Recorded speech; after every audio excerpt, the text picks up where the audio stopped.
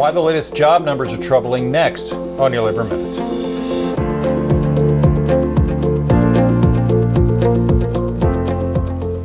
Hello, I'm Mark Harrison. The big attention grabber last week was that unemployment had reached a 16-year low of 4.3%.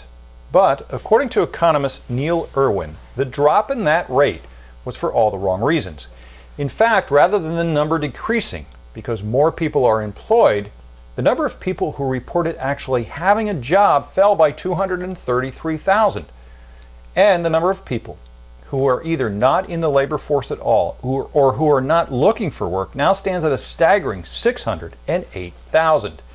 And it's a great weak spot in this labor market. In other words, fewer adults have sought work at all, so they are not working, but do not count as unemployed. These are the disenfranchised, the forgotten, who lost good quality, good paying jobs with good benefits, who have been left behind as the economy has moved on.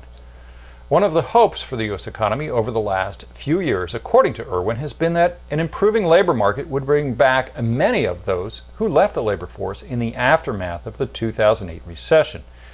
If that were to happen, it would mean more people were earning a living, and it would increase the economic potential of the nation. So far, though, that hasn't happened.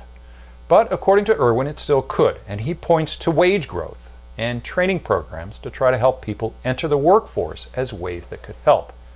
Ways that the current climate in Washington seem opposed to. I'm Mark Harrison with your Labor Minute.